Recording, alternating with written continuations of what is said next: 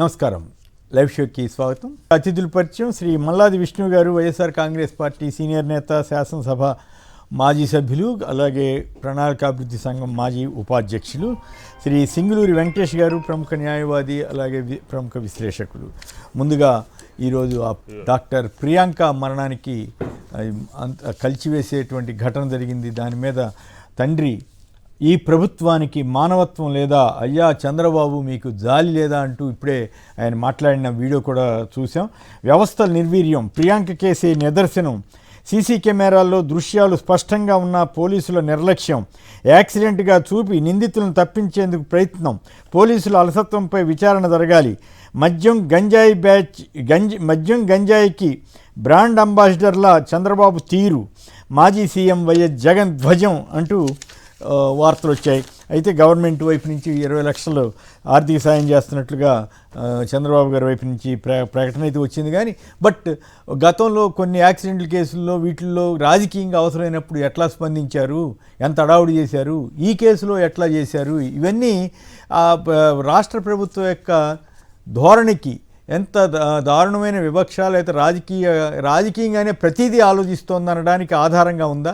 ముందుగా విష్ణు గారు చెప్పండి, ఆ తండ్రి ఆవేదన మీకేమనిపించింది, ఎలా అనిపించింది? ఈ కేసులు, ఈ యాక్సిడెంట్ కేసులు, మద్యం విధానం, ప్రభుత్వ తీరు మద్యానికి గంజాయికి బ్రాండ్ అంబాసిడర్గా ఉందని జగన్ గారు అన్నారు. సో ఓవరాల్గా ఈ డెవలప్మెంట్స్ మీద జనంలో ఎలాంటి ఫీలింగ్ ఏర్పడింది? డాక్టర్ ప్రియాంక మరణం అందరినీ కలిచివేసింది కదా, ఈ పరిణామాల మీద మీ విశ్లేషణ చెప్పండి. సార్, ఇప్పుడు ఈ విద్యార్థిని ప్రియాంక మరణం చాలా దురదృష్టకరం, చాలా బాధాకరమైనటువంటి సంఘటన. ఎందుకంటే అక్కడ మద్యం మత్తులో, గంజాయి మత్తులో వాళ్ళు 1-2 సార్లు కావాలని ఢీ కొట్టి, అంత సీసీ కెమెరాల్లో రికార్డ్ అయి ఉన్నప్పటికీ కూడా పోలీసులు దాన్ని తేలిగ్గా తీసుకుని దాన్ని కేసు విషయంలో పెట్టాల్సినటువంటి శ్రద్ధ పెట్టకుండా వాళ్ళు గుడ్డిగా వ్యవహరించడం జరిగింది. ఇది చాలా దురదృష్టకరం. సరే, సంఘటన జరిగిన తర్వాత నిన్న వాళ్ళ తండ్రి యొక్క ఆవేదనని మనం ఒకసారి పరిశీలిస్తే, ఏ రకంగా ఆయన కనీసం ప్రభుత్వం సైడ్ నుంచి పరామర్శ లేదు. అధినేతలు, హోమ్ మినిస్టర్ గారు కానీ, లేకపోతే ఇతర పెద్దలు ఎవరు కూడా, ముఖ్యమంత్రి లేకపోతే పవన్ కళ్యాణ్, వీరెవరు కూడా హైదరాబాద్ వారం వస్తున్నారు కానీ ఎవరు కూడా పలకరించినటువంటి దాఖలాలు లేవు అని చెప్పని ఆయన తన ఆవేదనని వెళ్ళగక్కడం జరిగింది. ఏదో ప్రభుత్వం నుంచి మనం 5 లక్షలు, 10 లక్షలు, 20 లక్షలు ఇచ్చినంత మాత్రాన ఈ సంఘటనకు సంబంధించినటువంటి పూర్తిగా ఆ కుటుంబానికి కానీ, ఆ మనిషిని తీసుకురావడం కానీ, ఆ కుటుంబానికి పూర్తిగా న్యాయం చేసినట్టు కానీ ఎక్కడ సాధ్యపడదు. ఏదో మానవతా దృక్పథంతో ప్రభుత్వం నుంచి ఇచ్చారని చెప్పనేది ఒకటి చెప్పుకోవడానికి అయితే పనికొస్తుంది.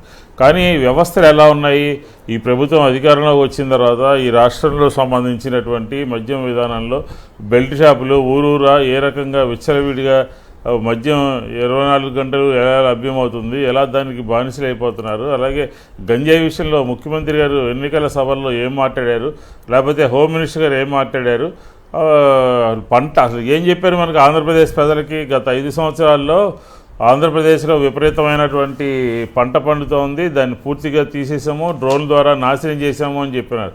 కానీ ఆంధ్రప్రదేశ్లో మనం కనుక చూస్తే ప్రతి పట్టణంలోనూ, ప్రతి ముఖ్య నగరాల్లోనూ, ప్రతి చోట కూడా ఈ గంజాయి అనేది విచ్చలవిడిగా జరుగుతుంది. మరి కాలేజీలు, స్కూల్స్, దాని కీలకమైనటువంటి ప్రాంతాల్లో మరి ఇది అరికట్టడంలో ఎవరు ఫెయిల్యూర్ అయ్యారు? ఇది అరికట్టడంలో ఎవరి యొక్క ప్రభుత్వం చేతకానితనంగా తయారైంది? అసలు మన ఏజెన్సీలో గంజాయే లేదు, మొత్తం మేము డ్రోన్ ద్వారా తీసేసాము, అసలు గంజాయి పెంట ఆంధ్రప్రదేశ్లో లేదు అని చెప్పని అనేక సార్లు స్టేట్మెంట్ ఇచ్చింది ప్రభుత్వం. ముఖ్యమంత్రి గారు చెప్పారు, మంత్రులు చెప్పారు, హోమ్ మినిస్టర్ అయితే పదే చెప్తా ఉన్నారు. కానీ ఆంధ్రప్రదేశ్లో జరుగుతున్నటువంటి పరిపాలన, పోలీసుల యొక్క అసమర్థత, పోలీసుల యొక్క నిర్లక్ష్యము, అదే అక్కడ జరిగినటువంటి సిరి అప్పలరాజు గారి కేసులో ఏం జరిగింది, ఏదో తారుమారు చేయడానికి కోసం సాక్షాత్తు మంత్రి గారే ప్రయత్నం చేశారు అని చెప్పని ఒక ఆరోపణ చేసి ఆయన కేసులో పెట్టి లోపల పంపించారు. కానీ ఇక్కడ ఏం జరిగింది, ఇక్కడ జరిగినటువంటి సంఘటన ఒకటైతే సీసీ కెమెరాలు పరిశీలించకుండా, క్షుణ్ణంగా దాన్ని అబ్జర్వ్ చేయకుండా, సరైనటువంటి వ్యక్తుల మీద కేసులు పెట్టకుండా ఎందుకు పోలీసులు నిర్లక్ష్యంగా ఉంది? ఈ సంఘటనలో ఎవరి మీద ప్రభుత్వం చర్యలు తీసుకుంటుంది. హోమ్ మినిస్టర్ గారు ముందుకు వచ్చి బాధ్యత వహిస్తారా లేకపోతే ఎవరి మీద వేటు వేస్తారా అనేది కూడా ప్రభుత్వం క్లియర్గా చెప్పాలి. అంటే ఈ ప్రభుత్వము 2-3 రకాలుగా కనబడుతోంది. ఈ ప్రభుత్వము పూర్తిగా నిర్లక్ష్య ధోరణితో ఉంది. అలాగే మద్యం యువకులకి అందకన్నాను మద్యం విచ్చలవిడిగా ప్రజలకి చేరువ చేయడంలో పూర్తిగా చేతులెత్తేసింది. గంజాయిని అరికట్టడంలోనూ, గంజాయిని పండించడంలోనూ, గంజాయిని రవాణా చేయడంలోనూ, ఆ గంజాయిని ఇతర ప్రాంతాలకి తరలించడంలోనూ కూడా ఈ ప్రభుత్వం పూర్తిగా కళ్ళప్ప ఇచ్చి చూస్తుంది. దాని పర్యవసానమే ఈ మెడికో యొక్క యాక్సిడెంట్ కేసు అని చెప్పని. అలా ఇదంతా ఒక ఎత్తు అయితే జరిగి 10 రోజులు పైగా అయినప్పటికీ కూడా ఈ ప్రభుత్వంలో ఉన్నటువంటి ప్రజల మంత్రుల యొక్క, ముఖ్యమంత్రి గారి యొక్క, లేకపోతే డిప్యూటీ సీఎం యొక్క వ్యవహార శైలి, వాళ్ళ యొక్క ఇష్యూ జరిగిన తర్వాత వాళ్ళు రియాక్ట్ అయినటువంటి తీరు కూడా ఆంధ్రప్రదేశ్ ప్రజలందరూ కూడా గమనిస్తున్నారు అని చెప్పి ఈ సందర్భంగా చెప్పచ్చు. నిజంగానే మీరు అన్నట్లు ఉదాహరణకి ఇందాక మీరు బోండా ఉమ్మ గారి స్టేట్మెంట్ చూశారు. మిమ్మల్ని ఉద్దేశించి ఆయన ఎంత సీరియస్గా అట్లాంటి మాటలు మాట్లాడుతుంటే ఏమనిపించింది మీకు? మొన్న మీ మీద కేసు పెట్టారంట కదా, దాడి చేసిన వాళ్ళ మీద కాకుండా. అంటే సార్ ఇప్పుడు ఏంటంటే తన సచ్చీలతని నిరూపించుకోవాలి. ఏ రకంగా నిరూపించుకోవాలి? వైఎస్ఆర్ కాంగ్రెస్ పార్టీలోకి నేను వెళ్ళట్లేదు అని చెప్పని, అలాగే చంద్రబాబు నాయుడు గారికి, లోకేష్కి నేను లాయల్టీగా ఉన్నాను అని చెప్పని, గత 2 సంవత్సరాలుగా జరిగినటువంటి పరిణామాలు, లేకపోతే ఆయన దేని మీద డిఫర్ అయ్యాడు, లేకపోతే ఇవన్నీ కూడా ఆ మౌనాన్ని పటాపంచలు చేయాలని అంటే తనలో ఉన్నటువంటి రెండో మనిషిని బయటికి తీయాలి. ఆ మనిషిని ఏ రకంగా బయటికి తీశారనంటే ఒక నిరాహార దీక్షలో, ఒక సత్యాగ్రహంలో కొన్ని ఇష్యూస్ మీద రాష్ట్ర ప్రభుత్వము ఇచ్చినటువంటి పిలుపు ఏమని, డిఎస్సిలో జరిగినటువంటి అక్రమాల మీద సిబిఐ ఎంక్వైరీ వేయండి, లేదంటే లోకేష్ రాజీనామా చేయండి అని చెప్పండి వైఎస్ఆర్ కాంగ్రెస్ పార్టీ డిమాండ్. అలాగే నిరుద్యోగ భృతి 3,000 ఇస్తామన్నారు, గొప్పగా చెప్పారు. లేకపోతే 20 లక్షల ఉద్యోగాలు ఇస్తున్నారు. వాటి పరిస్థితి ఏంటి? మీరు బాండ్ల రూపంలో ప్రజల దగ్గరికి వెళ్ళి ఇంటింటికి బాండ్లు ఇచ్చారు, మా హామీలన్నీ ఇయ్యని చెప్పని, దాని పరిస్థితి ఏంటి బాబు అని చెప్పని. అలాగే ఆడబిడ్డ నిధి, ఎంతమంది ఉన్నారు ఆడబిడ్డ నిధి విషయంలో? మీ ఆడబిడ్డ నిధి ఏమైపోయింది, దీని సంగతి ఏంటి అని చెప్పని. దీంతోపాటు ఫీజు రియంబర్స్మెంట్. అట్లాగా బోండా ఉమ్మ గారి వీడియో మళ్ళీ వేద్దాం. బోండా ఉమ్మ గారి వీడియో మళ్ళీ మీరు విన్నారో లేదో, ఆయన మాట్లాడిన తీరు అయితే నాకైతే నచ్చలా. ఇదేంటి మీ ఇంత సీనియర్ నాయకుడిని పట్టుకుని అట్లా మాట్లాడతారా? ఆ నియోజకవర్గంలో చేయడానికి లేదా, ధర్నా చౌకులని చేయాలంట, మీకు ఇంకెక్కడ చేయకూడదని ఆయన అంటున్న మాట మళ్ళీ ఒకసారి వినండి. విన్న తర్వాత మీరు రియాక్ట్ అవ్వండి. గారు నేను మాచవరం దగ్గర మేము పెట్టుకొని ప్రోగ్రాం ధర్నా చౌక్లో పెట్టాము. అక్కడ కూడా బోండా ఉమ్మ రౌడీలు పంపించారు. ఖచ్చితంగా తన్నేవాళ్ళు అక్కడ పెట్టుంటే డౌటే లేదు. మళ్ళీ దీంట్లో మొహమాటంలో సీక్రెట్ ఏం లేదమ్మా. నేను చెప్తున్నా, నువ్వు ధర్నా చౌక్ కాకుండా సెంట్రల్ నియోజకవర్గంలో ఎక్కడైనా పెడితే మాత్రం నీకు తప్పదు. మొహమాటేముంది దీంట్లో? మళ్ళీ ఆడు చెప్పాల్సింది నేనే చెప్తున్నా. సార్ మల్లాది కృష్ణ గారు నేను మాచవరం దగ్గర మేము పెట్టుకొని ప్రోగ్రాం ధర్నా చౌక్లో పెట్టాము. అక్కడ కూడా బోండా ఉమ్మ రౌడీలు పంపించారు. ఖచ్చితంగా తన్నేవాళ్ళు అక్కడ పెట్టుంటే డౌటే లేదు. మళ్ళీ దీంట్లో మొహమాటంలో సీక్రెట్ ఏం లేదమ్మా. నేను చెప్తున్నా, నువ్వు ధర్నా చౌక్ కాకుండా సెంట్రల్ నియోజకవర్గంలో ఎక్కడైనా పెడితే మాత్రం నీకు తప్పదు. మొహమాటేముంది దీంట్లో? మళ్ళీ ఆడు చెప్ప రైట్. ఇప్పుడు కామెంట్ చేయండి విష్ణు గారు. అంత ఘోరంగా ఎట్లా మాట్లాడతాడు, అంత ఓపెన్గా నాకు ఆశ్చర్యం వేసింది. అయినా కూడా వాళ్ళ మీద ఏముండవు చర్యలు, అది వేరే విషయం. ఇది మీరు విన్నారో లేదో అని మళ్ళీ ఒకసారి వినిపించా అంతే. అంటే ఏం లేదు సార్, రౌడీజము, అధికార మదము మనం ఏ రకంగా చేసినా కూడా పైన ఉన్నటువంటి ప్రభుత్వము మనల్ని ఏమి తప్పు పట్టదు, పోలీసులు మనం చెప్పినట్టు వింటారు. ఇన్ని కలిపి ఇతర పార్టీల మీద, ఇతర లీడర్స్ మీద శాంతియుతంగా ధర్నా చేస్తున్నటువంటి వాళ్ళ మీద దాడి చేసాము అంటే ఏంటి? మళ్ళీ కొడతామంటే ఏంటి? ముందు రోజు జరిగింది కదా, ముందు రోజు గొడవ జరిగింది కదా, అది వాళ్ళే ఒప్పుకున్నట్టే కదా, ఆయన ఒప్పుకున్నట్టు కదా. టెంట్ పీకేయటము, కోడిగుడ్లు వేయటము, టమాటాలు వేయటము, ఆ కాజ్ ఏంటి? ఇందాక నేను చెప్పినటువంటి అంశాల మీద కదా. అంటే ప్రజలందరూ కూడా గమనించాలి, ఏ ఇష్యూస్ మీద ఏ రకంగా పార్టీ శాంతియుత వాతావరణంలో చేస్తూ ఉంటే బోండా ఉమ్మ అనేది రౌడీజం చేశాడో నేను అందుకనే చెప్తా ఉన్నాను పదే పదే రౌడీ రాగా ప్రవర్తిస్తున్నాడు అని చెప్పాను. అదే ఆయన మాటలు దాన్ని బట్టి అర్థమవుతా ఉన్నాయి. ప్రభుత్వం యొక్క ఏకపక్ష నిర్ణయం కానీ, పోలీసులు చేతకానితనం కానీ, బోండావుమ రౌడీజం కానీ, ఇవన్నీ కూడా క్లియర్ కట్గా కనపడతా ఉన్నాయి. ఇది పరిస్థితి. ఆంధ్రప్రదేశ్లో రాక్షస రాజ్యం కానీ, జంగిల్ రాజు కానీ జరుగుతుంది, పోలీసు రాజ్యం జరుగుతుంది అనే దానికి ఆయన మాటలే ఉదాహరణ. Right, okay. ఆదిశేషు గారు చీరాల నుంచి అభ్యంతరకరంగా ఏది మాట్లాడొద్దు, దయచేసి సబ్జెక్ట్ మాట్లాడండి. ఓకే, ఆదిశేషు గారు రైట్, కట్ అయింది. రైట్, వెంకటేష్ గారు చెప్పండి. డాక్టర్ ప్రియాంక మరణం గురించి, దారుణమైనటువంటి అందరినీ కలిచివేసే ఘటన, ప్రభుత్వ వైఖరి మీద ఆ తండ్రి కూడా ఈ ప్రభుత్వానికి మానవత్వం లేదా అన్నారు.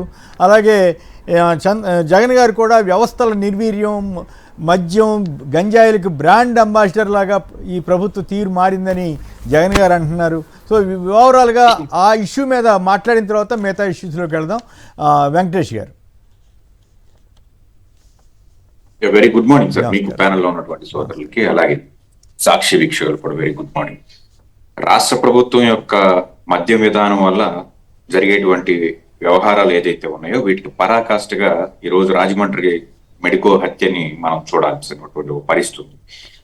విచిత్రంగా ఏంటంటే ముఖ్యమంత్రి గారు ఇంకా బీచ్ షాప్స్ అని లేకపోతే మరొకటని మద్యం విధానాన్ని మరింత పొడిగించే విధంగా, అంటే 10ంటికి కట్టేయాల్సినటువంటి మద్యం దుకాణాలు ఏవైతే ఉన్నాయో వీటిని 11 వరకు 12 వరకు కుదిరితే తెల్లవారులు కూడా మద్యం అమ్మకాలు జరిపేటువంటి ఒక పరిస్థితిని తీసుకొచ్చేటువంటి విధానాన్ని ఏదైతే ఉందో ఈ విధానాన్ని ఇంట్రడ్యూస్ చేస్తాము అని చెప్పేటువంటి ఒక పరిస్థితి ఒకవైపు, మరొక వైపు మద్యపాన ప్రియులు లేకపోతే మద్యాన్ని కన్జ్యూమ్ చేసేటువంటి వ్యక్తులు ఎవరైతే ఉన్నారో వాళ్ళు విపరీతంగా మద్యాన్ని తాగడం వల్ల జరిగేటువంటి వ్యవహారాలు ఏదైతే ఉన్నాయో వీటిని మనం ప్రయారిటీగా చూడాల్సినటువంటి ఒక పరిస్థితి ఉంది. అతిగా మద్యం సేవించడం వల్ల జరిగేటువంటి పర్యవసానాలు ఈ రోజు మనం అందరం చూస్తున్నాం. అయితే ప్రభుత్వం తీసుకోవాల్సినటువంటి మినిమం చర్యలు ఏవైతే ఉన్నాయో వాటిని తీసుకోకుండా ఈ రోజు వరకు కూడా కనీసం ఒక పరామర్శ లేకపోయినటువంటి ఒక విధానాన్ని ఈ రోజు ఆ మృతురాలి యొక్క తండ్రి తూర్పారబట్టిన విధానం ఏదైతే ఉందో ఇది హృదయ విదారకంగా ఉందనే చెప్పాలి. నిజం చెప్పాలంటే ఆడపిల్లలకి ఏదన్నా అయితే ఇమ్మీడియట్ గా పవన్ అన్న రెస్పాండ్ అవుతాడు, లేకపోతే ముఖ్యమంత్రి గారు రెస్పాండ్ అవుతారు, లేకపోతే నారా లోకేష్ గారు రెస్పాండ్ అవుతారు అని చెప్పేసి చెప్పినటువంటి విధానం హోంమంత్రి గారు. ఈ రోజు ఆవిడతో సహా ఎవరు కూడా త్రిమూర్తులు ఎవరో కూడా ఈ రోజు వరకు బయటకు వచ్చి ఒక స్టేట్మెంట్ ఇచ్చినటువంటి పరిస్థితి కాదు. ఈ రోజు రాష్ట్రంలో పోలీసులు లేదంటే మరొకళ్ళు విధానాలు ఉన్నాయి కాబట్టి ఏదో కేసు కట్టామో రిమాండ్కి పంపించాము అనేటువంటి పరిస్థితి కాదు. మద్యం అమ్మకాల మీద గత ప్రభుత్వంలో జగన్మోహన్ రెడ్డి గారు తీసుకున్నటువంటి ఒక విధానాలు ఏవైతే ఉన్నాయో వీటిని ఇంప్లిమెంట్ చేయకపోవటం వల్ల వచ్చేటువంటి వినాశకరమైనటువంటి విధానం ఈ రోజు రాష్ట్ర ప్రభుత్వం అవలంబిస్తుంది. ఏవైతే మద్యం అమ్మకాల్లో కానివ్వండి లేకపోతే కొన్ని ప్రముఖ బ్రాండ్లు ఏదైతే డీ అడిక్షన్ సెంటర్స్ పెడతామంటున్నారో దాని బదులు ఏవైతే అవైలబిలిటీ ఉన్నటువంటి కన్జంప్షన్ ఉన్నటువంటి బ్రాండ్స్ ని నిషేధించటం, మద్యాన్ని ఎక్కువగా సేవించే వారిని ఒకేసారి మానేయమంటే పిచ్చోళ్ళు అయిపోయేటువంటి ఒక పరిస్థితి రాష్ట్రంలో. నిజంగా ఈ రాష్ట్రంలో తాగుబోతులను తయారు చేస్తున్నారా అనే విధంగా ఈ రోజు రోజుకి మద్యం యొక్క అమ్మకాలు పెరుగుతూనే ఉన్నాయి. ఈ రాష్ట్రం యొక్క ఆదాయం మాత్రం తగ్గుతుంది, మద్యం యొక్క కన్జంప్షన్, మద్యం యొక్క విధానం మాత్రం ముందుకెళ్తున్నటువంటి ఈ పరిస్థితుల్లో జగన్మోహన్ రెడ్డి గారు తీసుకున్నటువంటి ఈ పాలసీ, మద్యం పాలసీ ఏదైతే ఉందో దాన్ని అవలంబించకుండా ఇంకా మద్యపానాన్ని ప్రేరేపించే విధంగా రాష్ట్ర ప్రభుత్వం తీసుకున్నటువంటి విధానాలకు పరాకాష్టే ఈ రోజు ఆ డాక్టర్ గారి యొక్క మృతికి కారణం అని చెప్పేసి అనాలి. ఇదేదో ఒకడు మద్యాన్ని సేవించి ర్యాష్ గా నెగ్లిజెంట్ గా ఒక డాక్టర్ ని హిట్ అండ్ రన్ లాగా లేకపోతే మరొకటిగా చూడాల్సినటువంటి పరిస్థితి కాదు. రాష్ట్ర వ్యాప్తంగా ఇదే విధానాన్ని, ఇదే పరిస్థితుల్ని మనం చూస్తున్నాం. ప్రతి మద్యం షాపు ముందు ఎవరో ఒకళ్ళు మద్యాన్ని విపరీతంగా సేవించి పడుకునేటువంటి పరిస్థితిని తీసుకొచ్చారు. దీనిని ఎలాగైనా సరే మనందరం కూడా కంట్రోల్ చేయాల్సినటువంటి విధానాన్ని ప్రభుత్వం మీద ఒత్తిడి తీసుకొచ్చి చేయాల్సినటువంటి ఒక పరిస్థితి ఉంది. ప్రతి మద్యం షాప్ ముందు కనీసం మీరు ఎవరో ఒక ఆఫీసర్ని కానివ్వండి లేకపోతే కంట్రోల్ చేసేటువంటి అధికారులను కానివ్వండి పెట్టాల్సినటువంటి పరిస్థితి ఉంది. అలాగే నిర్ణీత సమయాలకి కట్టేయాల్సినటువంటి పరిస్థితి, ఏదైతే షాప్స్ ఉన్నాయో ఆ షాప్స్ ని క్లోజ్ షాప్స్ చేయాల్సినటువంటి కట్టేసిన బెల్ట్ పరిస్థితి. షాపులకి ఎదురే ఉందండి. బెల్ట్ షాపులు వాటి ఇష్టం వచ్చినట్టు నడుస్తుంటే కదా. నిన్న మొన్న ఒక వీడియో చూశాను. ఎంతో కొంత ప్రభుత్వం వైపు నుంచి మీరు చెప్పింది వాస్తవం అండి. నిన్న ఒక వీడియో చూశాను నేను. ఒక వ్యక్తి మద్యం తాగి రోడ్డు మీద అడ్డంగా పడుకుంటే బస్సు వాళ్ళు దాన్ని తప్పించుకుని వెళ్ళడానికి నానా ఇబ్బంది పడతారు అతన్ని మీదకి వెళ్లకుండా. అట్లాగే వేరే వాహనాలన్నీ అట్లా దాటుకుంటూ వెళ్ళాల్సి వస్తుంది. ఆ రకంగా రోడ్ల మీద పడి దొరికే పరిస్థితికి రావడం దురదృష్టకరం కదా. ఖచ్చితంగా అండి. ఎప్పుడైతే ప్రభుత్వం మద్యపానాన్ని ఒక ఆదాయ వనరుగా చూస్తుందో ఖచ్చితంగా ఈ రాష్ట్రం యొక్క నాశనం దాంతోనే మొదలైందని చెప్పేసి మనం చెప్పొచ్చు. రైట్. కొన్ని రాష్ట్రాలు ఈ రోజు అభివృద్ధి పథంలో ముందుకెళ్తున్నటువంటి రాష్ట్రాలు దశల వారీ మద్యపాన నిషేధం కాదండి. వాళ్ళ రాష్ట్రం ఏర్పడి నుంచి గుజరాత్ రాష్ట్రంలో ఈ రోజు వరకు మద్యం సంబంధించినటువంటి షాప్సే లేవు.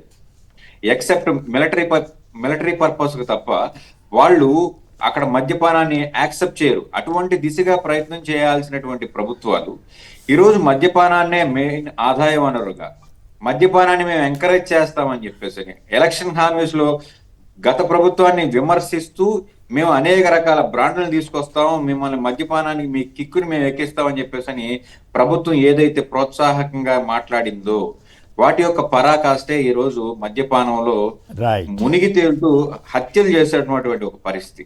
ఈ రోజు అక్కడ జరిగినటువంటి ఇన్సిడెంట్ చూస్తే సార్, ఏదో హిట్ అండ్ రన్ కాదు, మూడు సార్లు ఒక వ్యక్తి కారుతో ఒక మహిళని గుద్దించి ఆవిడ తల మీద నుంచి కారు పోనిచ్చారు అని అంటే ఆ మద్యం కిక్కు ఏ స్థాయిలో అతని యొక్క తలకెక్కిందనేది మనం చూడాల్సినటువంటి ఒక పరిస్థితి.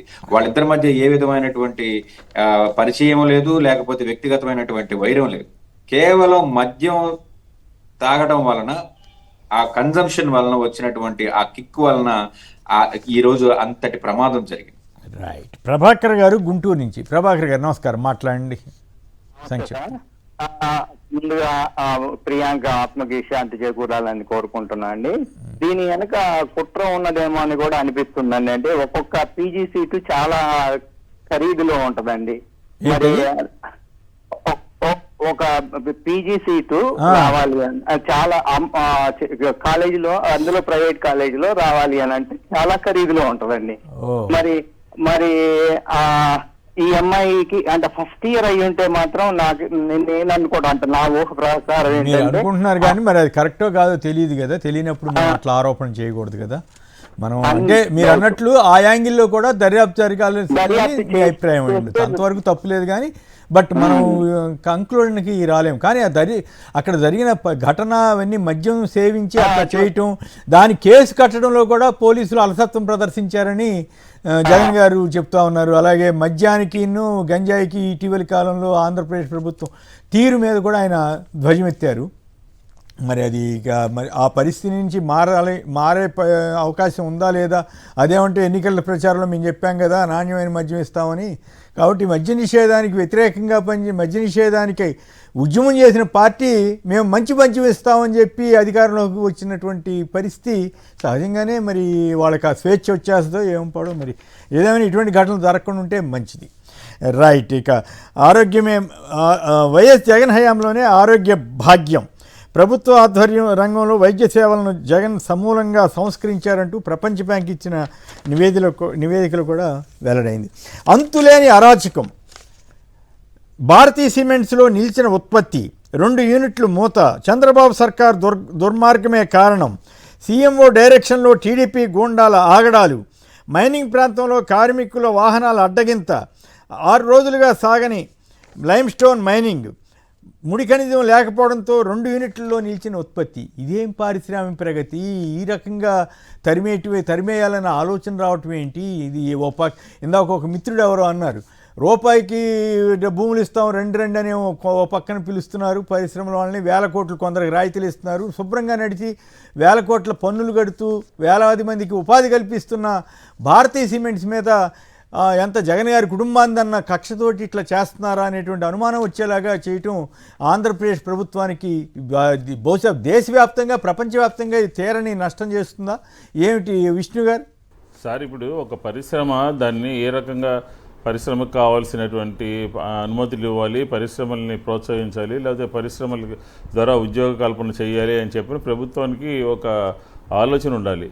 ఒక ముందు చూపుతో ఆ ప్రాంత ప్రజలకి దాదాపుగా ప్రత్యక్షంగా పరోక్షంగా 15,000 మంది కార్మికులకి ఉపాధి కల్పిస్తూ ఉన్నటువంటి పరిశ్రమని గత 17 సంవత్సరాలుగా ఎక్కడ ఎటువంటి ఇబ్బంది లేకుండా సాగుతున్నటువంటి పరిశ్రమని పేరు ప్రఖ్యాతులు కలిగి నాణ్యతలో పేరు ప్రఖ్యాతులు కలిగినటువంటి ఒక సిమెంట్ పరిశ్రమని ఇది జగన్మోహన్ రెడ్డి గారికి సంబంధించినటువంటిది అనే ఒక దుర్బుద్ధితో గత వారం రోజులుగా మైనింగ్ జరగకుండా అక్కడ యథేచ్ఛగా అక్కడ ఉన్నటువంటి స్థానిక శాసనసభ్యుడు రౌడీలను పెట్టి రాకపోకలన్నీ ఆపేస్తూ మైనింగ్ నిల్వలు అయిపోతున్నటువంటి తరుణంలో ఉత్పత్తి కూడా అయిపోయింది.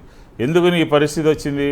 ఇది కేవలం కక్షపూరితమైనటువంటి కార్యక్రమం, కేవలం జగన్మోహన్ రెడ్డి గారిది అని చెప్పని దాని మీద ఇలాంటి ఆంక్షలు విధిస్తూ ఇలాంటి అసలు ప్రభుత్వము ఈ రకమైనటువంటి చర్యలకు దిగచ్చా? పరిశ్రమలు రావాలని ఆహ్వానించాలి తప్ప పరిశ్రమల మీద కక్ష సాధిస్తూ స్థానికంగా రౌడీలు గూండాలు రౌడీ షీటర్లు ఆ మైనింగ్ తీసుకురాకుండా అడ్డుకునేటటువంటి ప్రయత్నం చేస్తామంటే అసలు ఆంధ్రప్రదేశ్ ఏ రకంగా ఒక బీహార్ లాగా మారిపోయింది, ఒక బీహార్ లాగా తయారైపోయింది. అన్ని వ్యవస్థలు నాశనం చేసి అందుకనే ఈజ్ ఆఫ్ డూయింగ్లో కూడా మనం చివరి స్థానంలోకి పోయాం అన్నమాట. కాబట్టి పరిశ్రమల మీద కక్ష సాధింపు మానుకోవాలి. చూడండి అక్కడ ఉన్నటువంటి కార్మికులందరూ కూడా ఏ రకంగా వాళ్ళని దండం పెట్టి అడుగుతూ ఉన్నారో. అంటే ప్రభుత్వ సహకారంతో తెలుగుదేశం పార్టీ అక్కడ ఉన్నటువంటి వాళ్ళందరూ కూడా రౌడీలు గూండాలు అందరూ కూడా ట్రాక్టర్లు అడ్డం పెట్టి వచ్చేటటువంటి తీసుకొచ్చేటటువంటి దారిలో ఆపు చేస్తూ నిలుపుదల చేస్తూ ఈ రకమైనటువంటి రౌడీ కార్యక్రమాలకి గూండాయుధాలకి పాల్పడుతూ ఉన్నారు. దీన్ని ఆంధ్రప్రదేశ్ ప్రజలందరూ కూడా ఖండించాలి. ఓ పక్క దాడులు చేస్తూ ఉన్నారు, ఓ పక్క పరిశ్రమలు మూతపడే విధంగా చేస్తూ ఉన్నారు, ఒక పక్క పరిశ్రమలు రాకుండా చేస్తూ ఉన్నారు. ఆంధ్రప్రదేశ్ పరిశ్రమలని పక్క రాష్ట్రాలకి వెళ్ళిపోతున్నా కూడా బ్రహ్మాండంగా ఉన్నాయని చెప్పని గొప్పలు చెప్పుకుంటూ ఉన్నారు. కాబట్టి చంద్రబాబు నాయుడు గారు ఇప్పటికైనా సరే 2 సంవత్సరాల తన పరిపాలన మీద ఆయన రివ్యూ చేసుకోవాల్సినటువంటి అవసరం ఉంది. మనం ఏ దారిలో వెళ్తున్నామో, ఏ రకంగా పరిపాలిస్తున్నామో, ఏ రకంగా ప్రజలు మన గురించి అనుకుంటున్నారు అని చెప్పిన విషయాల మీద సీరియస్గా తీసుకుని ఆయన కనుక ఈ వ్యవహార శైలిని ప్రభుత్వ తీరుని కనుక మార్చకపోతే ఖచ్చితంగా ఈ ఆంధ్రప్రదేశ్ కాదు ఇది మరో బీహార్ అని చెప్పాల్సినటువంటి అవసరం ఉంటుంది. పూర్వం చెప్పేవాళ్ళు బీహార్లో జంగిల్ రాజు నడిచేది, రౌడీ రాజ్యం నడిచేది అని చెప్పని. కానీ ఇప్పుడు మనం కళ్ళారా చూస్తూ ఉన్నాం. పోలీసులు ప్రేక్షక పాత్ర అన్ని చోట్ల కూడా పోలీసులు వాళ్ళకు కావాల్సింది చేసుకుంటా ఉన్నారు. తెలుగుదేశానికి సంబంధించినటువంటి వాళ్ళకు కావాల్సినటువంటిది అన్నీ కూడా జరుగుతూ ఉంటే పోలీసులు ప్రేక్షక పాత్ర వహిస్తూ ఉంటే మేము ఏం చేస్తామని అంటా ఉంటే పోలీసుల యొక్క విధి ఇదేనా అని చెప్పని అడుగుతా ఉన్నాం, ఇదేనా అని ప్రశ్నిస్తూ ఉన్నాం. ఆ కంపెనీకి సంబంధించినటువంటి వాళ్ళందరూ కూడా పోయి అధికారులకు వెళ్ళి అన్నీ వివరిస్తే కూడా పట్టించుకోకుండా అశ్రద్ధ వహిస్తూ ఇలాంటి అసాంఘిక కార్యక్రమాలని చూడండి పోలీసులు బందోబస్తు ఏ రకంగా ఉన్నారు. కాబట్టి దీన్ని పూర్తిగా వైఎస్ఆర్ కాంగ్రెస్ పార్టీ ఖండిస్తూ ఉంది. పరిశ్రమలు రావాలి, ప్రోత్సహించాలి అనే సిద్ధాంతాన్ని కట్టుబడి ప్రభుత్వం పనిచేయాలి అని చెప్పి అడుగుతా ఉన్నాను. రైట్. వెంకటేష్ గారు చూడండి, మీరు ఎప్పుడైనా ఊహించారా ఇట్లాంటి పరిణామం వస్తుంది, తెలుగుదేశం పార్టీ ఈ రకంగా దిగజారిపోతుంది, ఇట్లాంటి ఇండస్ట్రీస్ని కూడా అడ్డం పడే పరిస్థితికి తీసుకొస్తుందని మీరు ఎప్పుడైనా ఊహించారా? ఇన్నాళ్ళ తర్వాత కూడా పోనీ మొదట అంటే మాకు తెలియకుండా జరిగిందని చెప్పొచ్చు. అదే వైసీపీకి సంబంధించిన వాళ్ళు ఎవరైనా చేస్తే అడావుడి చేస్తారు, వెంటనే ఇచ్చేస్తారు కదా, అది నేనేం తప్పు పట్టినాను. కానీ ఇక్కడ 6 రోజులుగా ఇట్లా జరుగుతూ ఉంటే ప్రభుత్వం ఉన్నట్లా లేనట్లా అసలు ఆంధ్రప్రదేశ్లో ప్రజలు ఎట్లా బతకాలి ఏం కదా? వెంకటేష్ గారు. ఊహించాం సరే. ఎందుకంటే ఈ ప్రభుత్వం వచ్చిన మరుక్షణం నుంచే కొన్ని పరిశ్రమల ముందు ఎవరైతే రాయలసీమలో కొన్ని కింగ్ఫిషర్ గానికి సంబంధించినటువంటి కొన్ని పరిశ్రమల ముందు ఖచ్చితంగా లోడ్ చేయాలన్నా, బయటకి లోడ్ రావాలన్నా, లేకపోతే ఏదన్నా జరగాలన్నా అని మొదలు పెట్టినటువంటి ఒక పరిస్థితి మనం అందరం చూసాం. గత 2 సంవత్సరాల క్రితమే పరిశ్రమలను బెదిరించి వాళ్ళ దగ్గర నుంచి ఈ ఏవైతే అమౌంట్స్ వసూలు చేయటం అనేటువంటి కార్యక్రమం కానివ్వండి, లేదా రవాణాకు సంబంధించినటువంటి కాంట్రాక్టులకు సంబంధించి అనంతపురంలో జరిగినటువంటి గొడవలు ఇవన్నీ కూడా మనం చూస్తూనే ఉన్నాం. వాటి యొక్క పరాకాష్ట ఈ రోజు భారతీయ సిమెంట్స్ వరకు చేరింది అని చెప్పేసి మనందరం చెప్పాల్సినటువంటి ఒక పరిస్థితి. మరీ ముఖ్యంగా జగన్మోహన్ రెడ్డి గారి యొక్క పరిశ్రమలు లేకపోతే వైఎస్ భారతి గారి యొక్క పరిశ్రమల మీద ఈ రకమైనటువంటి దాష్టికాన్ని చేస్తారు అని ఎప్పుడు అయితే మనం అయితే ఊహించలేదు. ఈ రకంగా చేస్తే రేపొద్దున ప్రభుత్వాలు మారితే రేపొద్దున హెరిటేజ్ పరిస్థితి ఏంటనేది అందరూ కూడా చర్చిస్తున్నటువంటి సామాన్య ప్రజానికం ఈ రోజు వీళ్ళని ఇబ్బంది పెడితే రేపు వాళ్ళని ఇబ్బంది పెట్టరా అనేటువంటి ఒక పరిస్థితిని మనందరం చర్చల్లో సామాన్య ప్రజలు ఎవరైతే ఉన్నారో వాళ్ళందరూ కూడా చర్చించుకుంటున్నారు. అయితే ఈ రాష్ట్రంలో పరిశ్రమలు రావడానికి అనేక రకాలుగా రూపాయలకు భూములు ఇస్తాము, ₹10 భూములు ఇస్తాము, ఫార్చ్యూన్ 500 లో ఉంటే చాలు మేము ఎలా అయినా ఇస్తామని చెప్పేసి అని చెప్తున్నటువంటి చిన్నబాబు గారు ఎవరైతే ఉన్నారో ఆయనకి ఇవన్నీ కనిపించడం లేదా? ఈ రాష్ట్రానికి సంబంధించి ఆల్రెడీ జిఎస్టిలో మనం అధపాతాళానికి పడిపోయినటువంటి పరిస్థితి జిఎస్టి వసూళ్లలో. ఈ రకమైనటువంటి పరిస్థితుల్లో రాష్ట్రంలో కొత్త పరిశ్రమలు రావట్లేదు. కొత్తగా ఉన్న పరిశ్రమలలో పని కూడా జరగనివ్వకుండా, అందులోనూ ప్రతిపక్ష నాయకుడికి సంబంధించినటువంటి పరిశ్రమల మీద ఈ రకమైనటువంటి దాష్టికం ఏదైతే ఉందో, మీరు ఏదైనా చట్టపరమైన చర్యలు తీసుకుంటే చట్టపరమైన చర్యలు తీసుకోవచ్చు. గవర్నమెంట్ మీ చేతిలో ఉంది కాబట్టి ఏదైనా విచారణ చేయొచ్చు. దానికి సంబంధించినటువంటి వ్యవహారాలు ఏదైనా ఉంటే ప్రభుత్వ పరంగా మీరు తీసుకోవాలి. కానీ ఈ రకంగా ప్రైవేట్ దందాలు చేస్తే రేపొద్దున రాష్ట్రంలో మీ యొక్క పరిశ్రమలు కానివ్వండి, మీ పార్టీ యొక్క పరిశ్రమలు కానివ్వండి, లేకపోతే మీ పార్టీ నాయకులకు సంబంధించిన పరిశ్రమలు నడుస్తాయా అని చెప్పేసి అని ఒక్కసారి గుడ్ల మీద చేసుకుని ఆలోచించాల్సినటువంటి పరిస్థితి ఉంది. ఈ రకమైనటువంటి ధోరణి రాష్ట్రానికి కానివ్వండి, రాష్ట్ర ఆర్థిక పరిస్థితికి కానివ్వండి ఖచ్చితంగా సమాజానికి హితం కాదు అని చెప్పేసి అని చెప్పాల్సినటువంటి పరిస్థితి ప్రతి ఒక్క పౌరుడి మీద. రైట్. పోలీస్ స్టేషన్ అడ్డాగా దామచర్ల దౌర్జన్యాలు. ఒంగోలు టీడీపీ ఎమ్మెల్యేపై జనసేన నేత మాజీ మంత్రి బాలినేని తీవ్ర ఆరోపణలు. మద్యం, ఇసుక, గ్రావెల్ మాఫియాల్లో దామచర్లకు వాటాలంటూ బాలినేని శ్రీనివాసరెడ్డి గారు తీవ్రంగా ఆరోపిస్తే, ప్రస్తుతం ఆయన జనసేన నాయకుడు కదా, ఆయన మీద దామచర్ల గారు ఎదురు ఆరోపణలు చేశారు. సో ఈ జనసేన వర్సెస్ టీడీపీ ఒంగోలులో మంచి రసవత్రంగా మారిందా? అంటే అసలు విషయాలన్నీ బయటకు వస్తున్నాయా? విష్ణు గారు సంక్షిప్తంగా దీని మీద కూడా కామెంట్ చేస్తారా? అంతేగా సార్, ఇద్దరు వాళ్ళ ఉన్నటువంటి వ్యవహారాలు అంటే శ్రీనివాసరెడ్డి గారు అక్కడ ఎమ్మెల్యే అక్కడ యొక్క దాని పనితీరు చెప్పాడు. కానీ 175 నియోజకవర్గాలు కూడా ఇక్కడ దానికి సంబంధించినటువంటి వాళ్ళు మాట్లాడకపోయినా ఆ నియోజకవర్గంలో అంతా కూడా ఎమ్మెల్యేల యొక్క తీరు ఇలాగే ఉంది. కాబట్టి ఏంటంటే అక్కడ ఉన్నటువంటి వాళ్ళిద్దరికీ ఉన్నటువంటి దాని మూలంగా తెలుగుదేశం ఒక పక్క, జనసేన ఒక పక్క, వాళ్ళ జరుగుతున్నటువంటి వివరాలన్నీ కూడా బయటకు వస్తూ ఉన్నాయి, ప్రజలకు వస్తూ ఉన్నాయి. మేము ఎన్నికల్లో స్ట్రైక్ రేట్ ఎంత వచ్చింది, 15 సంవత్సరాలు కలిసి ఉంటాము అని చెప్తున్నారు. మంచిదే, కానీ ప్రతి నియోజకవర్గం ఏ విధంగా కుళ్ళిపోయింది, ఏ విధంగా అరాచకం పాలైంది, ఏ విధంగా రౌడీజం పాలైపోయింది, ఏ విధంగా ఇసుక మాఫియాలు, మద్యం మాఫియాలు, ఇతర రౌడీజాలు ఏ రకంగా జరుగుతున్నాయి అనే దానికి ఈ ఆంధ్రప్రదేశ్ని అద్దం పట్టే విధంగా బాలినేని గారు చెప్పినటువంటిది యథార్థము. దీని మీద ఖచ్చితంగా రెండు వర్గాలు కూడా కొట్టుకునేటటువంటి పరిస్థితి కూడా నెలకొని ఉంది. రైట్. ఓకే, సంక్షిప్తంగా మీరు కూడా కామెంట్ చేస్తారా వెంకటేష్ గారు?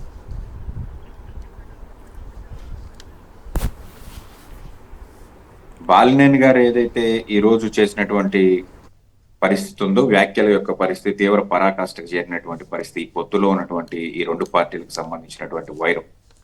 ముఖ్యంగా చెప్పాలంటే జనసేన పార్టీకి ఆయన కొత్త అయినప్పటికీ ఆయన ఏమంటున్నారంటే, నాకు కానీ నా యొక్క వర్గానికి కానీ ఎటువంటి పదవులు అవసరం లేదు, కానీ జనసేన పార్టీలో మొదటి నుంచి పనిచేస్తున్నటువంటి కార్యకర్తలకి మాత్రం ఖచ్చితంగా ఈ కూటమి ప్రభుత్వంలో రావాల్సినటువంటి షేర్ అయితే ఖచ్చితంగా వచ్చి తీరాలి.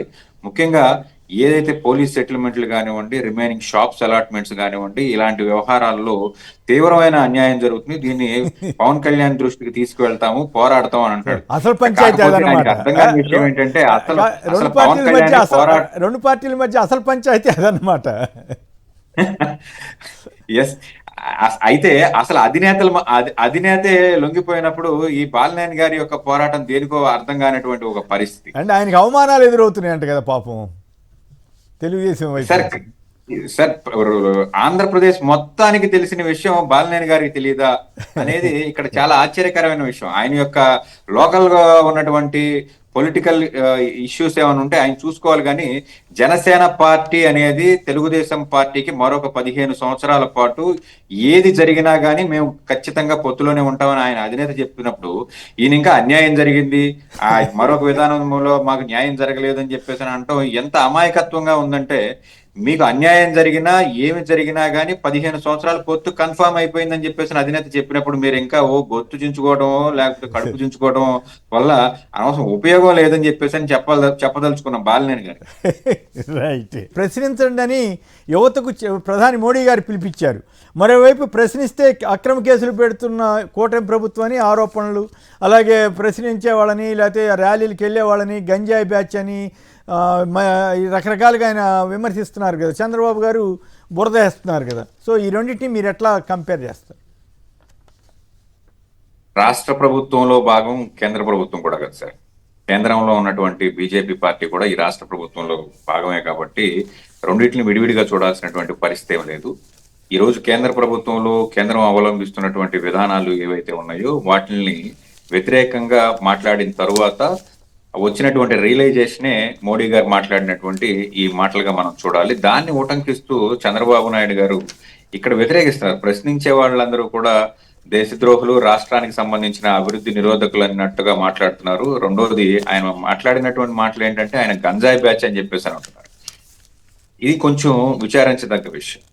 నిజంగా గంజాయి బ్యాచే అయితే మీరు చెప్పినట్లుగా ప్రభుత్వం వచ్చినటువంటి 24 గంటలు 48 గంటలు లేకపోతే వారానికో గంజాయి ఉండదని చెప్పేసి అని చెప్పినటువంటి ఒక విధానాన్ని మనందరం చూసాం కదా. తెలుగుదేశం పార్టీ ప్రభుత్వం కానివ్వండి, కూటమి ప్రభుత్వం వస్తే ఈ రాష్ట్రంలో పూర్తి స్థాయిలో గంజాయిని అరికడతాము అని చెప్పేసి అని వారి యొక్క ఎలక్షన్ ప్రామిస్ లో ఇదొకటి. ఈరోజు మేము ఇచ్చినటువంటి ఎలక్షన్ ప్రామిస్లన్నీ ఫుల్ఫిల్ అయిపోయినాయి అని అంటున్నారు. మళ్ళీ తీసుకొచ్చి ఈ రాష్ట్రంలో గంజాయి ఉందని చెప్పేసి అని ఒక ప్రభుత్వాధినేత డైరెక్ట్ గా ఒప్పుకోవడం వల్ల మిగతా రాష్ట్రాల ముందు తల ఉంచుకునేటువంటి ఒక పరిస్థితి కాదా? దీన్ని ఇంత అనుభవం ఉన్నటువంటి ముఖ్యమంత్రి ఎందుకు ఇటువంటి మాటలు మాట్లాడుతున్నారు అనేది సామాన్యులకు కూడా అర్థం కానటువంటి విషయం. ఈ రాష్ట్రంలో మాదక ద్రవ్యాల వినియోగం లేదు అని చెప్పాల్సినటువంటి ముఖ్యమంత్రి ఈ రాష్ట్రంలో ప్రశ్నించే వాళ్ళందరూ కూడా మాదక ద్రవ్యాలకు బానిసలు అన్నట్టుగా మాట్లాడడం ఏదైతే ఉందో ఇది విచారించదగ్గ విషయం. రెండో విషయానికి వచ్చినట్టే ప్రశ్నించే వాళ్ళు ఎప్పుడూ కూడా ఆగరండి. అది ఏ ప్రభుత్వాధినేత ఉన్నా దీనికి ఎగ్జంప్షన్ ఏమి ఉండదు. ప్రశ్నించే వాళ్ళు రాజ్యాంగబద్ధంగా మనకు వచ్చినటువంటి హక్కు ఏదైతే ఉందో ఈ హక్కును వినియోగించుకోవటంలో ప్రతి ఒక్కళ్ళు కూడా ప్రశ్నించడం అనేటువంటి ఒక హక్కును యూటిలైజ్ చేసుకునేటువంటి ఒక పరిస్థితి ఉంది. అది కేంద్రమైనా రాష్ట్రమైనా మరొకటైనా కానీ ఎక్కడా కూడా వెనక తగ్గేటువంటి ఒక పరిస్థితి ఉండదు. ఈ విషయాల్ని ప్రభుత్వం గుర్తెరగాలి, లేదంటే భారీ మూల్యం చెల్లించుకోవాల్సినటువంటి ఒక పరిస్థితి వస్తుంది. రైట్. ఇందాక ఈ పాయింట్ మీద కూడా సంక్షిప్తంగా చెప్పండి. ఏబి వెంకటేశ్వరరావు అన్నట్లుగా ఒక ట్వీట్ చూసాము, ఐసీయూలో పార్టీ ప్రభుత్వం ఉందని చెబుతున్నారు. మీరు కూడా ఒప్పుకుంటారా ఒప్పుకోరా? సార్, ఏబి వెంకటేశ్వరరావు గారు ఎందుకు ఇలా మాట్లాడుతున్నారో అర్థం కానిటువంటి ఒక పరిస్థితి. ఆయన క్రిస్టల్ క్లియర్ గా ఒక పక్కనేమో తెలుగుదేశం పార్టీతో పనిచేయాలనుకున్నాను, అధినేత ఒప్పుకోలేదు కాబట్టి ఈ రోజు ఇలా మాట్లాడుతున్నాను, లేకపోతే సమస్యలను ఎత్తి చూపుతున్నానని చెప్పేసి అంటున్నారు. రెండో వైపు వచ్చినట్లయితే పాక్షికంగా కొంతవరకు నిజాలు చెప్పి వదిలేస్తారు. ఆయన తీవ్ర స్థాయిలో దుమ్మెత్తి పోయట్లేదు ప్రభుత్వం మీద. ఇది కొంచెం సీరియస్ కామెంటే కదా సార్, ఐసీయూలో పార్టీ ప్రభుత్వం ఉందంటే. అంటే చలసాని ఆంజనేయులు గారిని ఐసీయూలోకి వెళ్ళి మంత్రి గారు తీసుకుంటున్న దృష్ట్యా ఆ కామెంట్ చేసినట్లున్నారు ఇండైరెక్ట్గా. ఇక్కడ పరిస్థితి ఏంటంటే ప్రభుత్వం చేస్తున్నటువంటి వ్యవహారాలు ఏవైతే ఉన్నాయో వీటిని పూర్తి స్థాయిలో తూర్పార పట్టట్లేదు. ఏదో సామెత చెప్పినట్టు నేను లెగిస్తే మనిషిని కాదన్నట్లుగా ఆయన లేసేది లేదు. ఇక్కడ ప్రభుత్వం భయపడేది లేదు. ప్రభుత్వానికి ఒక రకంగా చెప్పాలంటే ఈయన మాటలు దోహదపడతాయా, లేకపోతే ముందు prevention is better than cure అని చెప్పేసి ప్రభుత్వం చేస్తున్నటువంటి ఈ నిరంకుశమైనటువంటి పరిపాలన గురించి ముందు ఎత్తి చూపడానికి ఒక మనిషిని పెట్టుకున్నారా అనే విధంగా ఉంది తప్ప నిజంగా ఉన్నటువంటి సమస్యల మీద పూర్తి స్థాయిలో పోరాటం చేస్తున్నటువంటి ప్రజా సంఘాలతో కానివ్వండి, పార్టీలతో కానివ్వండి, ఆయన కలిసి పోరాటం చేస్తే ఖచ్చితంగా ఆయన ఈ ప్రభుత్వానికి సంబంధించి జరుగుతున్నటువంటి అంత గట్టిగా కాదు సార్, ఆయన అంత గట్టిగా మాట్లాడుతుంటే ఆయన చిత్తశుద్ధిని మీరు శంకిస్తున్నారే. అదే సార్, ఇప్పుడు ఆయన ఒక్కడు ప్రశ్నిస్తేనో ఆయన ఒక్కడ పోరాటం చేస్తేనో అయ్యేది కాదు కదా. రిమైనింగ్ ఎవరైతే ప్రశ్నిస్తున్నారో పోరాడుతున్నారో వాళ్ళతో కలిసి ఒక సంఘటితమైనటువంటి పోరాటం చేస్తే, ప్రజలతో కలిసి పోరాటం చేస్తే ఖచ్చితంగా ఆయన చిత్తశుద్ధిని మనం శంకించాల్సినటువంటి అవసరం లేదు. కానీ కాదు ప్రభుత్వానికి ప్రాబ్లం ఉంది కదా సార్, ఓ ప్రాబ్లం ఉంది. తెలుగుదేశంకి విపరీతమైన మీడియా బలం ఉంది, సోషల్ మీడియా ద్వారా. ఏబి వెంకటేశ్వర గారు, అంబటి రాంబాబు గారు ఒక సదస్సులో కూర్చుంటేనే ఆయన్ని తెగదిట్టారంట కదా సోషల్ మీడియాలో. నేనైతే అవన్నీ ఫాలో కాను కానీ బట్ విన్నాను నేను. మరి అటువంటిప్పుడు కొంచెం ఆయన కూడా కొంచెం ఇబ్బంది పడతాడు కదా డైరెక్ట్గా అన్నీ. ఇప్పుడు మొన్నటిదాకా వైసీపీనే అనేవారు, తర్వాత ఇప్పుడు రెండు ఒకటే అంటున్నారు. రేపు ఎప్పుడో భవిష్యత్తులో వైసీపీ బెటరా బాబు అనే పరిస్థితి అనకూడదని ఏముంది ఆయన అంటే? మంచిదే కదా వాస్తవాలకు తగ్గట్టుగా మాట్లాడితే. ఎవరి లోపాలున్నా ఎత్తి చూపించవచ్చు. ఇక్కడ వైసీపీ అని చెప్పను కానీ గత ప్రభుత్వంలో ఉన్నటువంటి పరిపాలన బెటర్ అని చెప్పేసి ప్రభుత్వం వచ్చిన 6 నెలలకి అందరికి అర్థమైపోయింది. మొదటి సంవత్సరం ఆయనకి ఇంకొంచెం టైం పడుతుందేమో అట్లా. ఇక్కడ అదే సమస్య. ఇప్పుడు ఏబి వెంకటేశ్వరరావు గారి యొక్క చిత్తశుద్ధిని కానివ్వండి, ఆయన యొక్క మేధో సంపత్తిని కానివ్వండి, ఎవరు కూడా ప్రశ్నించేటువంటి పరిస్థితి లేదు. కాకపోతే రిమైనింగ్ ఎవరైతే ప్రభుత్వానికి వ్యతిరేకంగా పోరాటం చేస్తున్నారో వాళ్లతో కలిసి వెళ్లకుండా ఆయన ఒక సపరేట్ మార్గంలో వెళ్ళటమే ఈ రోజు మనందరం కూడా ప్రశ్నించాల్సినటువంటి ఒక పరిస్థితి వస్తుంది. రిమైనింగ్ ప్రజా సంఘాలు ఇప్పుడు విజయవాడ ధర్నా చౌక్ చూసుకుంటే ప్రభుత్వం వచ్చిన దగ్గర నుంచి ప్రతిరోజు అక్కడ ఎవరో ఒకళ్ళు ఏదో ఒక సమస్య మీద ధర్నాలు చేస్తున్నటువంటి పరిస్థితి. ఇప్పుడు రేపొద్దున ప్రభుత్వ ఉద్యోగులు చేస్తున్నారు. ఏబి వెంకటేశ్వరరావు గారు వాళ్ళతో కూడా కలిసి ఈ ప్రభుత్వాన్ని ప్రశ్నిస్తే, ఖచ్చితంగా సంఘటితంగా ప్రశ్నిస్తే వాళ్ళ యొక్క చిత్తశుద్ధిని మాట్లాడాల్సినటువంటి పరిస్థితి లేదు. కానీ ఎవరైతే ఇలాంటి మేధావులు వీళ్ళని ఇమీడియట్ గా ప్రభుత్వంలోకి తీసుకోవటంలోనో, లేకపోతే ప్రభుత్వాలతో కలిసి పని చేయించుకోవడంలోనో, లేకపోతే ఈ ముఖ్యమంత్రి చాలా సిద్ధహస్తుడు, ప్రభుత్వ వ్యతిరేకత ఉన్నటువంటి ప్రతి ఒక్కరిని కూడా ప్రభుత్వంలోకి తీసుకురావటం, లేకపోతే ప్రభుత్వానికి అనుకూలంగా మార్చుకోవటంలో ఈ ముఖ్యమంత్రి చిత్తహస్తుడు. కాబట్టి ఏబి వెంకటేశ్వరరావు లాంటి వ్యక్తి ఈ మిగిలినటువంటి వ్యవస్థలతో కలిసి పనిచేస్తే ఖచ్చితంగా అటువంటి అపహాస్యం పాలయ్యేటువంటి పరిస్థితి నుంచి దూరంగా ఉంటారని చెప్పేసి అని చెప్పడమే మా యొక్క ఉద్దేశం తప్ప ఆయన యొక్క చిత్తశుద్ధిని ప్రశ్నించడం అనేది కాదు. భలే సలహా ఇచ్చారు మొత్తం మీద వెంకటేష్ గారు. రైట్. ఇక ఇంకొకటి, అద్దాలకి 5 బిల్డింగ్ల అద్దాలకి 2455 కోట్లు అంటూ నిన్న వార్త ఇచ్చారు. అప్పులు పెంచడమే మీ ప్రోగ్రెస్ అని బొగ్గన రాజేంద్రనాథ్ రెడ్డి గారు జవాబిచ్చారు. ఇక విష్ణు గారు మీరు చెప్పండి, ఈ 2 అంశాల మీద. ప్రశ్నించండి యువతకు ప్రధాని పిలుపు. చంద్రబాబు గారేమో అక్రమ కేసులు పెడుతున్న వైనం, దాడులు, టీడీపీ వాళ్ళు ఏకంగా దాడులు చేస్తున్న తీరు మీరే ప్రత్యక్ష అనుభవం చూశారు దాన్ని. అలాగే మరోవైపు ఏపీలో 24 ఎన్నికల్లో అర్ధరాత్రి ఓట్ల మీద పరకాల ప్రభాకర్ గారు అంత బాధపడుతున్న ఎవరు రెస్పాండ్ అవ్వట్లేదు. ఈ 2 మీద మీ కామెంట్ చెప్పండి సార్. ప్రశ్నించడం అంటే ప్రజలకు సంబంధించినటువంటి రాజకీయ పార్టీ ప్రజలకు సంబంధించిన ఇష్యూస్ని ప్రజెంటేషన్ చేయటం. అధికార పక్షం, ప్రతిపక్షం 2 ఉంటాయి. అధికార పక్షాన్ని ప్రశ్నించాలంటే ఎవరు? విద్యార్థులు ప్రశ్నిస్తారా, మహిళలు ప్రశ్నిస్తారా, లేకపోతే డిఎస్సి నిరుద్యోగ యువకులకు జరిగినటువంటి అన్యాయాన్ని ఎవరు ప్రశ్నిస్తారు? ఒక రాజకీయ పార్టీ, వైఎస్ఆర్ కాంగ్రెస్ పార్టీ వారి తరపున ప్రశ్నిస్తూ ఉంటే వారు గొంతు నొక్కేటటువంటి ప్రయత్నం చేస్తూ ఉన్నారు, కేసులు నమోదు చేస్తూ ఉన్నారు, లేకపోతే పోలీసులను పంపిస్తూ ఉన్నారు, లేకపోతే దాడులు చేస్తూ ఉన్నారు. ఆంధ్రప్రదేశ్లో ఏం జరుగుతుంది? పైన ప్రధానమంత్రి గారు అక్కడ ప్రశ్నించినటువంటి వాళ్ళని కేసులు నమోదు చేయకుండా శాంతియుతంగా వాళ్ళ డిమాండ్ని రాజీనామా చేయించి కేంద్ర మంత్రితో నేను మా పిల్లలే ప్రశ్నించిన దాంట్లో ఉన్నటువంటి మంచిని తీసుకుంటాను అని చెప్పని ఆయన మాట్లాడడం జరిగింది. క్షమించానని చెప్పని కూడా మాట్లాడడం జరిగింది. ఇక్కడెక్కడ ఈ కూటమిలో, ఆంధ్రప్రదేశ్ కూటమిలో ఈ క్షమాతత్వం ఎక్కడుంది? రౌడీజత్వం ఎక్కడ పోయింది? ప్రశ్నించే వాళ్ళ మీద కేసులు నమోదు చేసే కార్యక్రమం ఎక్కడ పోయింది? నిరాఘాటంగా కొనసాగుతుందిగా. భారతీయ జనతా పార్టీ అని అడగాలి, జనసేన అని అడగాలి. వాళ్ళు కూడా చంద్రబాబు నాయుడు గారి దారిలో పోయి వాళ్ళ ప్రధానమంత్రి గారి పాలసీని కూడా వీళ్ళు వదిలేసినట్టుగా మనకు క్లియర్గా అర్థమవుతుందిగా. అంటే ప్రభుత్వము గొంతు నొక్కేటటువంటి ప్రయత్నం చేస్తుంది. ఎవరైతే ప్రశ్నిస్తారో, ఎవరైతే నిలదీస్తారో, ఎవరైతే అన్యాయాన్ని ప్రజల తరపున ప్రజలకు సంబంధించినటువంటి అంశాన్ని ప్రభుత్వం దృష్టికి తీసుకెళ్ళాలి, శాంతియుతంగానే చెప్పేటటువంటి ప్రయత్నం చేస్తారో వాళ్ళ పట్ల ఉక్కుపాదం మోపుతున్నారు, వాళ్ళ పట్ల కేసులు నమోదు చేస్తున్నారు, ప్రశ్నించే వాళ్ళని నిలదీస్తున్నారు. అట్లాగే పరకాల ప్రభాకర్ గారు కూడా గత 2 సంవత్సరాలుగా ఆయన ఈ జరిగినటువంటి అంశాలని పదే ప్రశ్నిస్తూ ఉన్నాడు.